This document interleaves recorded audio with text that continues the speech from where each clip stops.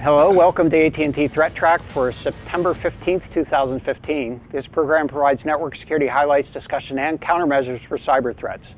Today we're joined by Patrick Mccanna, and welcome. Thank you for joining us, Patrick. Thanks for having me, Brian. Yeah, it's good to see you again. And we have Joe Harten here. Welcome, Joe. Hi, Ron. I know you're always busy with our threat analysis platform, and it's nice of you to take a break with us. And perhaps, I'm going to pitch into the show for the day. Well, good, thank you. And Matt Kaiser, welcome, Matt. How's it and of going? course, you're always here, it seems. I got nothing better to do, honestly. So I'm Brian Rexroad, and welcome to the program. And you know, we're going to start off on a light note, and Patrick, I'll let you take the lead on this one. It's a healthy anniversary here.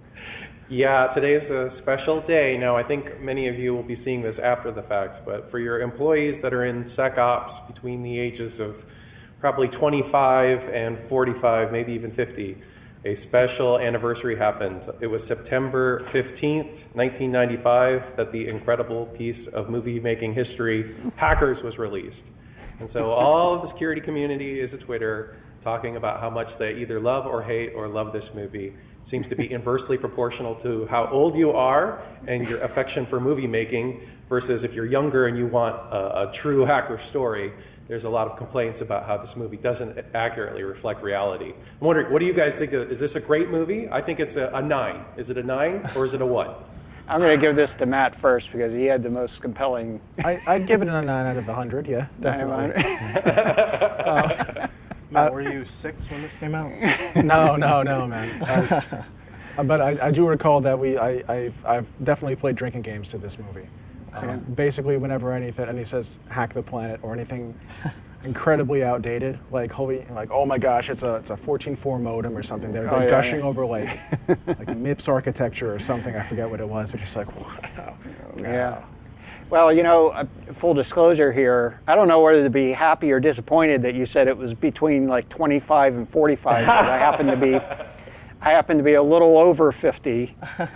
And still remember and enjoyed this movie. You know, this was Angela Jolie in her heyday here. Miller and a couple. Right, and what was his name? It was it's Penn Jillette. Penn Gillette's one of the security guys, I think. Right, and you know, I have to digress for a moment here because I kind of consider the first real hacking movie to be War Games. Mm-hmm. Yeah. But it didn't really have the same culture that this movie portrayed, and I think that was one of the things. Is this one really got into sort of the dark culture of the hacking? Sure. I mean, if everybody in the '90s who was a cyber criminal was like rollerblading around and wearing bright neon, I guess. Well, anyway, so thank you for bringing that, Patrick, and I think it's good to recognize some of these things that you know, represent some milestones in our. Sort of the culture and the history associated with the work that we're in here. It's just a great opportunity for executives and sales guys to reach out to their SecOps team and have a moment of connection over the shared piece of culture. Very good. Okay, you know, I kind of have a myopic view of honeypots, but it sounds like you have a little bit of a new twist here to share with us. Is that right, Matt? It's an old idea with a really nice coat of paint on it, a very cool implementation. Mm-hmm. So Thinkst, who has been kind of getting press these days for their Canary honeypots, which is sort of a deploy and go solution to the honeypot problem, they've released something called Canarytokens, which I think actually came out around Black Hat, but now I know you can actually get the source code. So this is kind of a cool idea where if you've got certain parts of your network or certain files or things that people should not be sort of rooting around in, the whole idea is you set up what's called a canary token and you load it into a file somehow. You know, you can put it into a doc file that calls out to an external resource, or you can just have a link somewhere saying your email account. Maybe you email yourself a note and it says, you know, don't forget to this, and you put a link in there. Now, if someone's sort of rummaging around your stuff, says, oh, he thinks this is important, they click the link points to the server fires an alert and says, hey, someone clicked on something that they should never be clicking on, you should take action. The blog post has a couple interesting ideas of how you might use it, you know, load it into like a doc file or a PDF or other places. But It's kind of a cool idea. Yeah. I think the point is to give out the sources that, if you're using this Canarytokens.org, which they've set up as sort of a demo of how it works, anybody who knows about it can say, well, don't let any connections from my machine out from Canarytokens.org. But if you set it up on your own server and you give it an assuming name like totally not suspicious server.att.com, Right. you have a better chance of it actually, doing its job. Mm-hmm. Yeah, it's very cool. I mentioned sort of my optic view of things, and I've tended to think of, you have to set up servers and try to draw people to it, and what are the chances of an attacker going to a particular place when you have, hundreds or thousands of servers that they could go to? What's the draw? And this is a case where you can basically locate some things like, important documents on a server that you really are concerned about, in hopes of being able to capture their interest and perhaps noticing that they're there. So. And you can set up one token for each of your suspicious files. Right. You can have hundreds or thousands of them and deploy them across a network, and have a pretty good idea where things are going on. So, Yep. So does very it interesting capture idea. information from the hacker that tripped the alarm? That's something you could block after the fact? I believe all that it does is notify you of the fact of, this was requested and the IP address requesting it. Okay. Mm-hmm. If somebody tripped one of these alarms, how are you gonna, moving forward, what can you use from that to help you later on? Well, hopefully if there's no natting or changing of IP addresses between your sensor and where they are, you should be able to identify who it was or on what machine, and then say, based on the circumstances, this is a file and a folder that only this account has access to, or this was an email that was in my personal email that no one else should have the password to. And based on the circumstances, you can decide what the compromise is. Okay. Mm-hmm. Cool. So very good stuff. Thanks for bringing that, Matt. I think that's it kind of opens my mind, at least, in terms of what the potential of honeypots, perhaps something we can look into further. Patrick, so I guess in terms of opening our minds and perhaps opening up the whole world of encryption. So there's an interesting project that's called Let's Encrypt, and this week they came online with their first published certificate. So Let's Encrypt is a project that delivers a new free certificate authority, and it gives everybody the ability to set up basic server certs for their domain. If you've ever taken the time to actually set up a certificate on a web server, you kind of have two paths you can go. You can go to a certificate authority and pay money and go through their registration and approval process. And depending on the quality of the cert authority, that process can be expensive and take a very long period of time. Mm-hmm. Your alternative was to use OpenSSL or some other tool to establish self-signed certificates. And while that does provide you with encryption for the transport for your web application, the problem is, since you're self-signing, the visitors to your website who don't have the keys that you used to sign your own certificate, they are going to get prompted with a certificate warning that says, hey, this certificate is potentially untrusted. And I think we've all probably seen this in very differing warning messages from Chrome or Firefox or Internet Explorer. And most people just hit I accept, which is really bad practice. And so the Let's Encrypt folks are giving those people that are going the self-signed route a process that gets them free certificates, that gets them certificates from a very tightly managed certificate authority, so that in theory they're not likely to have a compromise, and it gets their customers into using these certificates that don't prompt them up with these certificate warnings that are potentially bad. So it's interesting for a couple of reasons. One, it has the potential to really degrade the use of just clear text HTTP on the web. If everyone has this free alternative that doesn't have the issue with the cert warnings, it's really a no-brainer to try to use this tool. If you're using Apache or Nginx, they just have a very simple one-line Python script that you can run from your server, and it will automatically do all the interaction with the certificate authority to generate your free certificate. So in the traditional CA world, where it may take 1 to 3 hours, their goal is to get you up and running with a fully signed and a production-ready cert in as little as 30 seconds. This is probably not something that's going to be used by major internet properties or banks, but it certainly puts all of the power of SSL for both authentication and encryption in the hands of your average website operator. So interesting model, and I think potentially it could be something very valuable for people who have been avoiding encryption just because there's too much hassle with some of the other approaches out there. All right, reducing the hassle, that's a big deal. Yeah, and one thing, so their website is let'sencrypt.org. The certificate authority is not production ready yet, so they've published their first cert, but the Let's Encrypt certificate authority is not yet in the root store for major browsers. So if a user wanted to use this today, they would have to manually go and install the Let's Encrypt cert authority into their root store. That's generally a dangerous thing for a user who doesn't know what they're doing to do. The right path forward will be, keep updating your browsers, and when the Let's Encrypt CA is included into your root store, then you'll be able to start taking advantage of this for your own personal websites without putting your customers at risk of getting that ugly SSL unverified cert warning. Oh, very cool. So, what's the motive behind this? How's it financed? It is financed by sponsorship from several major companies that include, I think, Cisco, Mozilla, some other different companies. The EFF is behind it. And the major motivation is there is a desire to ensure that there are not third parties, either at a nation state level or even in a hacker in your local Wi-Fi hotspot, that are intercepting all of this HTTP traffic. Right. The internet runs on port 80. And there are people who believe that the internet needs to transition completely over to encrypted. And so Let's Encrypt's idealistic objective is to try to make that change happen, even for lowly minor league website operators. Right. Well, it sounds like a good motivation and certainly a good objective.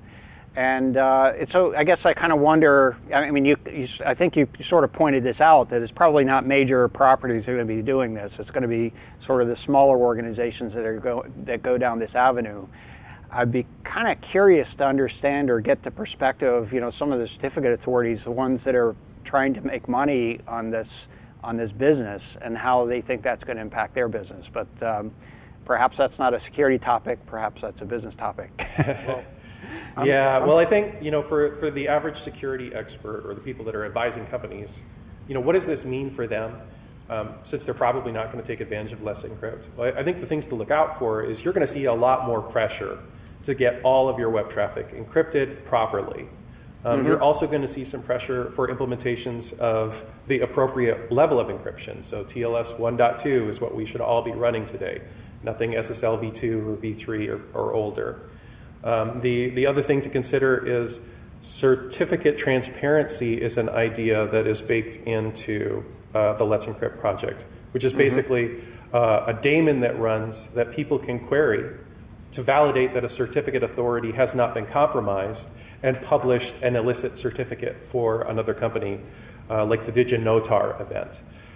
So I think, for the operators and the folks that are kind of at a strategy level, what you probably want to take away from this is you might want to consider reevaluating what you're doing today with SSL and whether or not it's consistent with some of the ideals that are being pushed by people who are very privacy-centric on the internet today.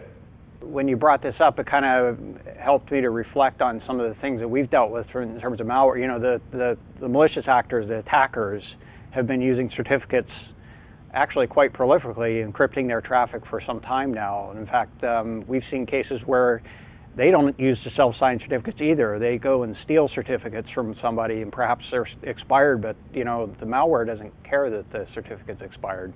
But the traffic certainly gets encrypted. So kind of an interesting twist here that, and obviously trying to chase, get in front of what the attackers are able to do.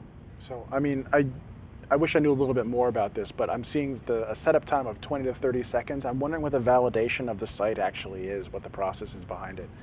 Because if you're able to still go and say, I'd like to get a certificate for google.com, please, and this allows you to do it. I assume that if the people who are players in this market will have knowledge of, like certificate pinning and say, well, I can't give you one because Google.com already has this certificate on file, therefore I can't assign you one unless you prove who you are. Well, that's an interesting question. So how effective is this going to be to prevent someone else trying to spoof or appear as if they're somebody that they're not? Yeah, interesting question. So you can look up, they've got all of their source code available on GitHub today. And I started to peer through this because I have very similar questions, Matt. And I don't have the answer, but they do have all of the source available. So it is just a simple Python script that you install on your server. You can read through it to see what the exchange is. So a nice argument for transparency there. We don't have to kind of trust some technology wizard to tell us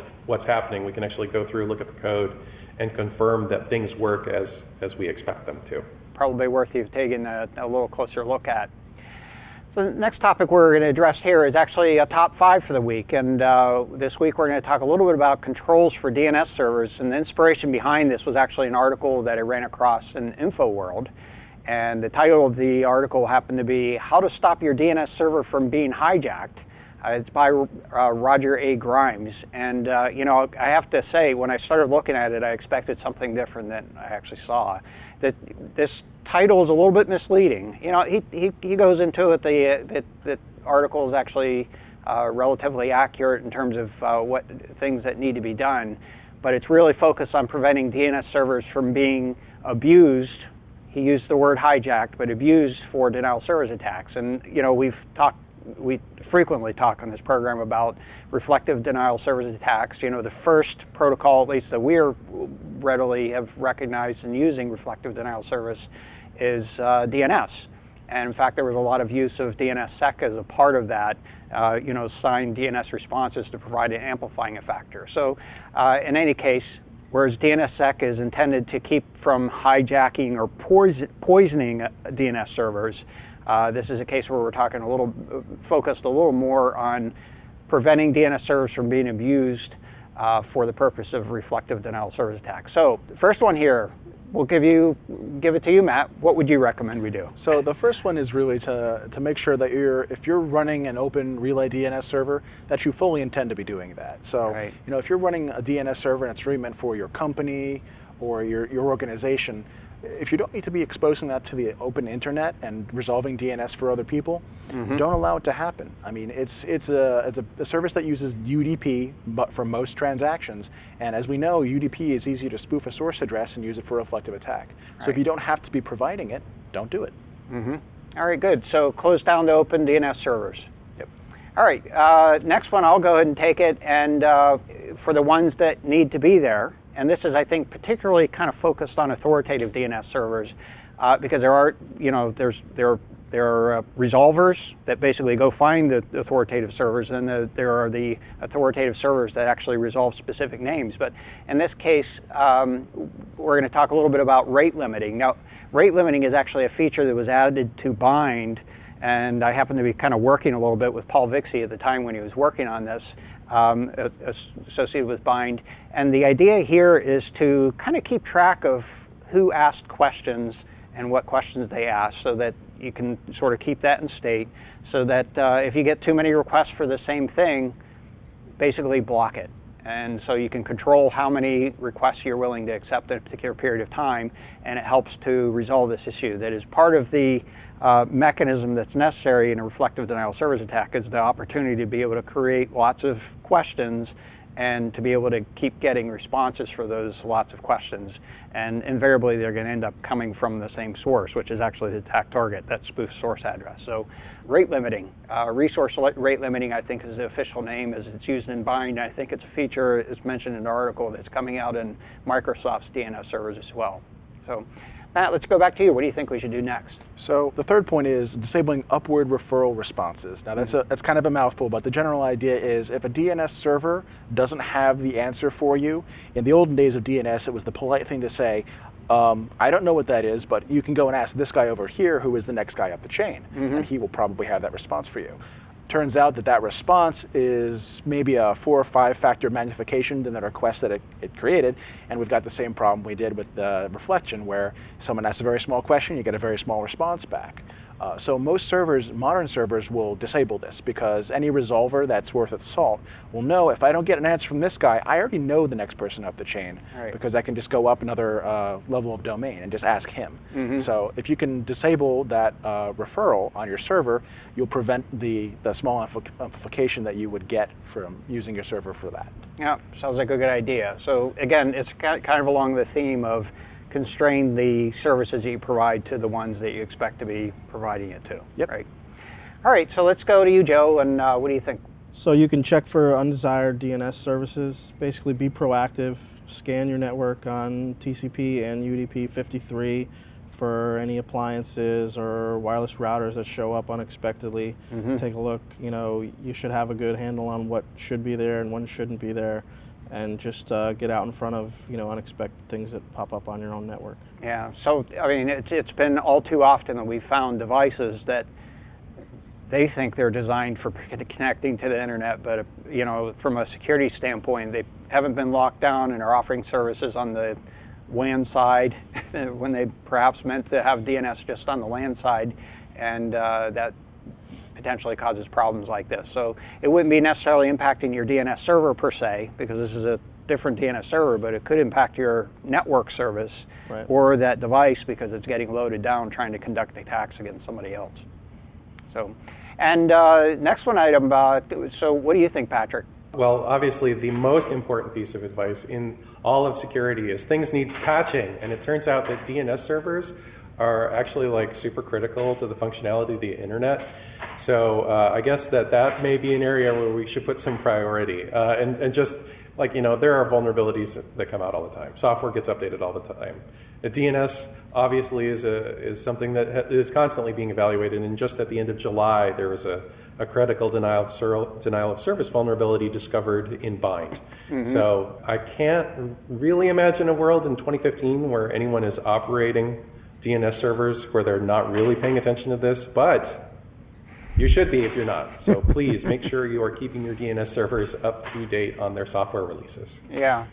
Patrick, when we were getting ready for the program, you had mentioned something about IPS. And, I think in the context of response rate limiting or resource rate limiting, I kind of intended to mention it earlier, but, that is a mechanism. If the DNS servers themselves don't have the controls that you need, to perhaps put something in front of it that would be able to provide some of those controls. So I just wanted to acknowledge your additional point. I don't know if that counts as number 6, or if it's maybe a subnote to our second item there. So there you have it, the top 5 controls for DNS servers. And again, we want to try to make sure DNS servers are resolving DNS and not actually being used to abuse others. So Joe, let's go to you next here, and we'll talk a little bit about, I guess, some relatively painful exploit activity. Yeah. So Ars Technica picked up a blog post from Mozilla, the folks who put out the Firefox browser, that they had an exploit where an ad from a news service in Russia was serving out a Firefox exploit and searching for sensitive files and then uploading the files to a server in Ukraine. Standard attack, but the way that Mozilla explained is that they had a privileged user of their Bugzilla bug bounty platform. Basically, Bugzilla, it's also free for other software teams to use as a bug tracker, but it's where Mozilla keeps their own proprietary bugs. They had a privileged user have his password stolen on another site. So he used the same password on another website, and there was a data breach on that site, and that password was the same password that he used to get into Bugzilla as a privileged user. So basically they had this trove of their own internal bugs exploited by a hacker, and they put out a FAQ, the Mozilla people, about how many bugs were open, how long they were available to this attacker, and what the risk is. So basically there's 185 total bugs that were available, 53 severe vulnerabilities, and of those 53, 10 that were currently unpatched. And this exploit that they found with the ad is one of those 10. So Mozilla's patching stuff retroactively and addressing the situation, but there is this sort of release of their own internal bugs out there. They're saying users should upgrade to the latest Firefox, which a lot of folks would do automatically. But I just thought it was interesting because it kind of hits on two of our sort of trendy topics in this world. One, that everybody's going into these bug bounty programs, but when you have a bug bounty program, now you have a treasure trove of your bugs, and you need to make sure that it's locked down.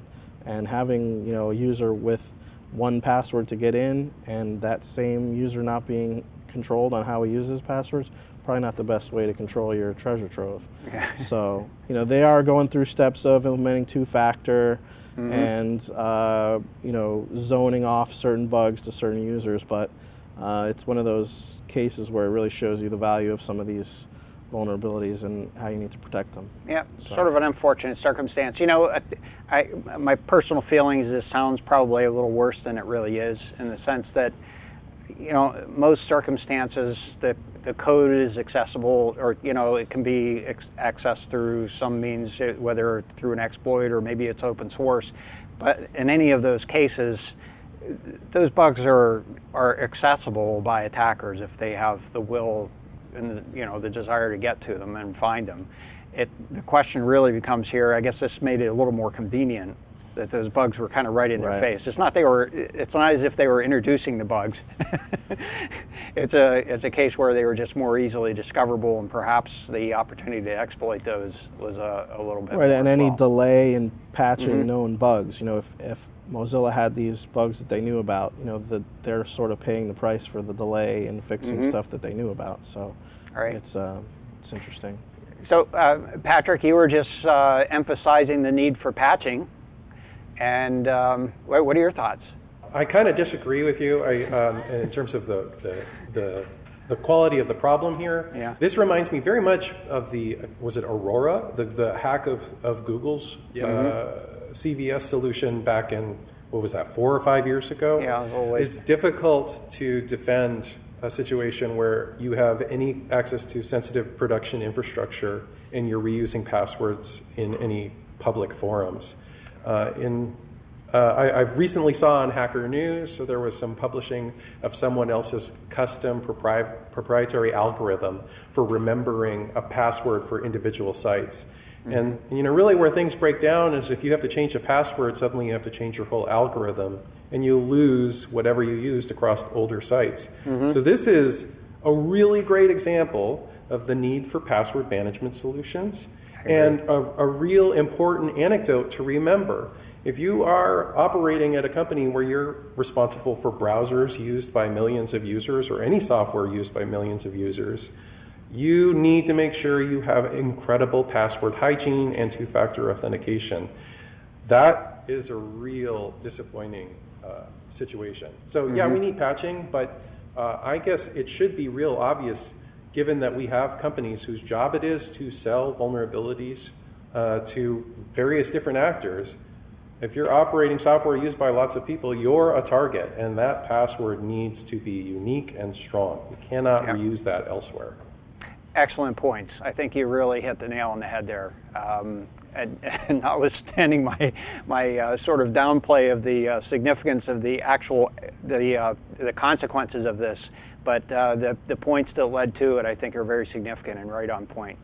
And I want to just say that, Brian, you are really great at things. I think I've twice now given you the opportunity to be miffed at me. First for my hackers ageist comment, and second for my challenging your security prowess. You're incredible.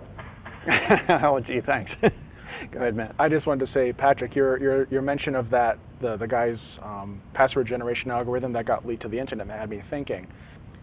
Passwords should be secret, but their contents should not also be secrets on their own. I mean, I think we've seen cases where someone was a hacker would go in and create an account for himself on some machine, and he would put some sort of personally identifying information in the password. Or on the Ashley Madison leaks, when you have people putting things that they think are secrets that no one will ever know into the passwords, which I think was an Ars Technica article this week.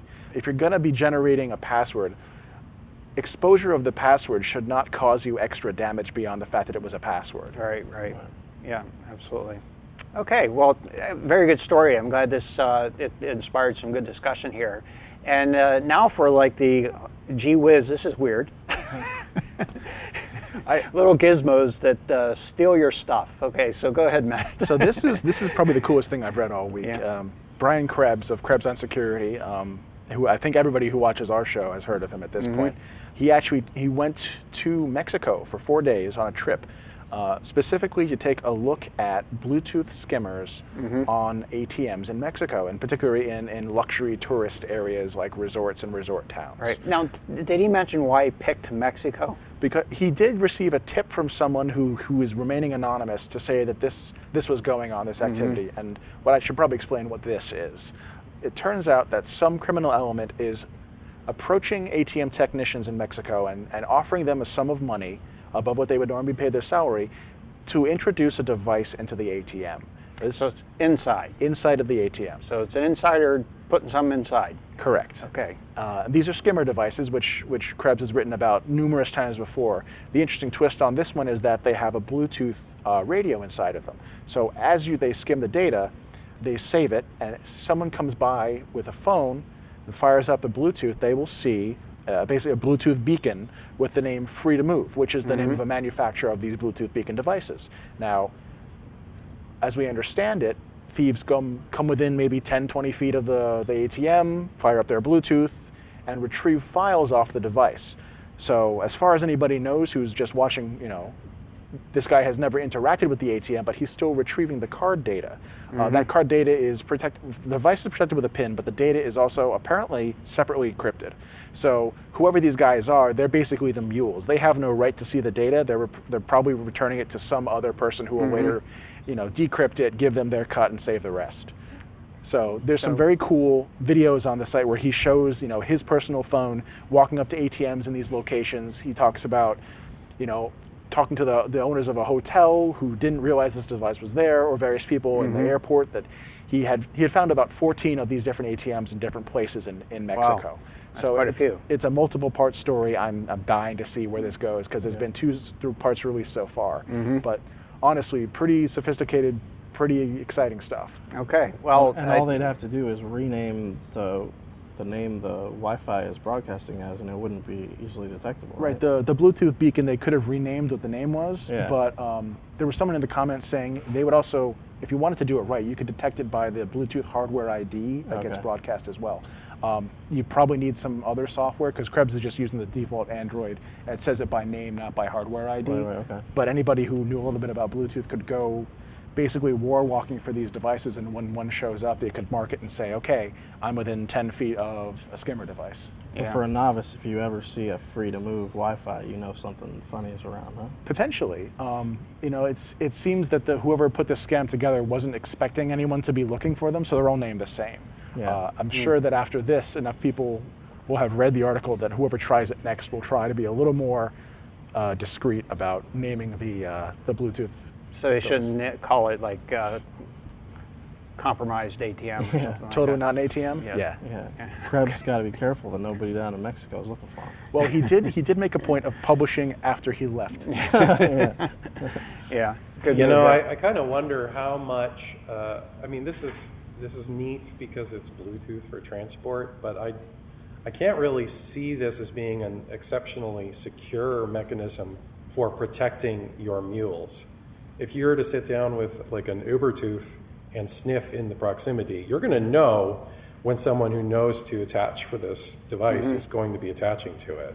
So it seems to me like an exotic attempt to try to prevent someone from being captured in the act of withdrawing this information from the ATM. Because if you video it, you're just going to see a person walking by. But if you're law enforcement watching for this, it should be trivial to monitor the Bluetooth in that proximity, see what's attaching, and then gather the device ID of what's attaching to the ATM. And again, since you're watching the traffic, you're going to see it happen. You're going to know who's in the physical proximity, and you're going to be able to act then. So Yeah. I agree. This is kind of cool. But Yeah. Is this really super new? Well, I agree. Go ahead, Matt. I was going to say that that's all fine and dandy as long as you've identified these devices. Now, to dedicate extra personnel to sit there and wait for some dude to show up with a Bluetooth phone and pull the data off, that's an investigation. Now, Yeah. I'm sure that for the 14 that they found, there's probably, maybe, I don't know, I would hazard to say maybe 50 more of them out there in various places. And to cover them all with an individual agent and a Bluetooth one with the proper software, it's an investment. Yeah, this is a little bit like you don't really have to be able to outrun the bear. You just have to be able to outrun your friends. Or the number of provincial cops that you have lying around. Yeah. Right, so that's one aspect of this. I think perhaps the other aspect, and I think you hit on it, Matt, is the folks that are retrieving this data are mules. They're sacrificial. Yeah. I think what they were really trying to do is they had got a device inside the ATM, and they needed a way to get the data out. And so how do you get it out? Well, Bluetooth. Why not? So I think it was just really, my interpretation, perhaps just not necessarily to subvert the law enforcement or necessarily, perhaps it helps, but it may have been just as much as anything else, just a convenient way to communicate out from the inside of the box. Without having to tap into the functionality of the ATM. You don't have to use the phone or the Ethernet or whatever it is built into it. You just need to slot this thing in. Yep. So. Have we seen this on any of the TV shows yet, Matt? None of the TV shows that I'm watching. Okay. I bet it's just a matter of time. It's a matter of time. It should come up pretty soon. Yeah. Let's take a look at what's been happening on the internet for the last week or so here. And first item here is scam probes on port 32764. This isn't terribly new activity. We've been kind of tracking this before, and it's actually, this port is associated, sort of loosely associated with what was actually a exploit backdoor. So it was sort of a reactivation capability associated with it. I don't know the specific details off the top of my head, but in this particular case, we're seeing some on the order of hundreds of sources from Korea and some others from US, Taiwan. I think I saw a number of other countries involved in that. So it appears to have some sort of botnet relationship associated with it, but not a very huge botnet that's doing that recruiting activity. But you can see that there's certainly been some spiky activity probing for that particular port. Looking at the top 10 most probed ports, we have one that really sticks out, actually two of them that sort of stick out here. First of all, port 23 at the top of the list. It really has been taking charge in terms of the top 10 most probed ports. And in this particular case this week, it's followed by 1900 UDP. We'll talk about each of those in a little more detail. And then followed by port 22 TCP, SSH, a lot of probing activity on that one. In some cases, looking for devices or even administrative access in the systems. Followed by port 80, 443, 1433 TCP, that's Microsoft SQL database, 445 TCP, 8080 TCP, and sometimes that's associated with proxies, sometimes associated with Tomcat interfaces. So Apache Tomcat administrative interface tends to run on port 8080 TCP. If you're running a web server and you have Tomcat or Java services associated with that, pay attention to that particular port, and then followed by port 21 TCP, of course. There are file FTP servers out there that attackers are looking for. Looking a little more closely at the scam probes on port 23 TCP, this is Telnet, and as we've said many times, it's generally looking for Internet of Things devices that have not been locked out. Well, Joe, you mentioned earlier about making sure they don't have DNS services offered. Right. Oftentimes these devices have Telnet offered. It's simply because the operating system hasn't been locked down. It probably has a default password associated with it. The attackers figure out what those passwords are and go around looking for them. So this is a case where we've seen some increased growth and activity in terms of probing on this port. Peaked out at, actually hundreds of millions of probes here. The scale here is pretty large in terms of the number of probes. In fact, I did a calculation recently, just looking at the number of flows on the network relative to the number of probing activities that we see on the network. And it's up around like 1.5%, actually sometimes higher than that in terms of the number of probes relative to the other. So it's not an insignificant part of the network, relatively speaking. So in any case, there are tens of thousands of sources doing this probing, and we're going to take a look at this. Most aggressive ones are actually from China, but we see sources all over the place. Looking a little closer at port 1900 UDP, this is Simple Service Discovery Protocol. It's intended to be used for on a local network, like behind a home router. And the function is to be able to support universal plug and plays. There's applications that need to do peer-to-peer, oftentimes gaming applications, for example. They need to be able to open up a port so that they can accept connections from outside inward. So it's basically trusting an internal system to be able to control that firewall rules. Well, a lot of these devices have exposed that port 1900 UDP on the WAN side, on the internet side of it, and it gets used for predominantly distributed reflective denial of service attacks. So some ISPs have been doing some work to block some of that activity, and it has created a deterrent for the actual attacks. And I'll show the trend to you in just a moment here. But I think as a consequence, what the attackers are doing is they're doing more probing, looking for devices that still have that exposed and that they can exploit for the purpose of denial of service attacks. There was a period of time where there was basically a lull in this probing activity. It appears that the botnet that was being used by a predominant attacker group here basically was down for one reason or another, or they suspended the activity for a period of time for some reason, and then they restored it. So I think that was one of the reasons that in our ranking, this kind of fell off the radar last week, and then it's popped back up, increased in size. And so looking at this view, we're looking at the number of sources doing the probing. You can see that there's a similar trend, that there was a drop off in the number of sources, and then basically that came back to life again. So it is a botnet that is a lot of sources, a number of sources, hundreds here, that are doing that probing activity, went away and then came back. Now in terms of the actual attack activity, this is basically looking at the last 180 days. The bottom trend actually is looking farther back than the 180 days. But what that represents is basically as less and less attack traffic is successful using this port 1900 UDP. And actually, from our perspective, some of that may not even be getting into the network. So there are blocks in place to be able to help control that. Looking at the top 10 most sources doing the probing, port 23 far and above the top of the list here, and we'll take a little closer look at that. Not much movement in the other ports and protocols on this list. It seems to have been pretty stable over the last several weeks, and again, port 23 really way out in front. Looking at the last 90 days, we do see, I guess, a subtle increase in the activity on port 23 in terms of the number of sources. So I tend to think of this or refer to this as saturation. That is, for the devices that are known that can be exploited, they've basically been exploited at this point, and the botnets that are operating on this are basically in sort of a maintenance mode. It goes up and down a little bit as devices perhaps get reset for one reason or another, and then they go back out and recruit them further again, and it continues on. Before you go on, Brian, I was thinking about your question, Joe, about whether or not there's been any devices in the media that have that Bluetooth, you sort of walk by and grab your data. In the movie Black Hat, Michael Mann, there actually is a device like that. It's being used as a file drop, and there's characters that, I might be spoiling something here, but there's a scene where spoiler alert. There's a device in a park. It's a battery-powered Bluetooth device that people walk by, and they're sending messages to each other through this, so they don't have to send it over the cellular network. Oh, cool. So kind of close to what you were talking about. Cool. Yeah. And that's a new movie? It's about a year old now, I think. Oh, okay. Very cool. I haven't seen it yet, so potentially, hopefully it isn't terribly. just hope the movie didn't inspire the skimmers, right? Hopefully it was the other way around. Hopefully, well, I don't know which one is better, actually. Yeah, right? It's not good either way. All right, so we started with the movies, ended with the movies. Yeah. Very good.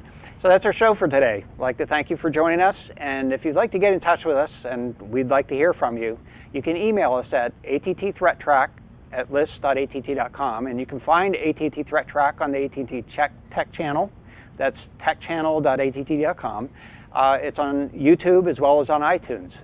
You can follow us on Twitter. Our handle is @ATT Security. I'd like to thank you, Patrick. Thanks, Joe. Thanks, Matt. I'm Brian, and we'll be back next week with a new episode. And until then, keep your network safe.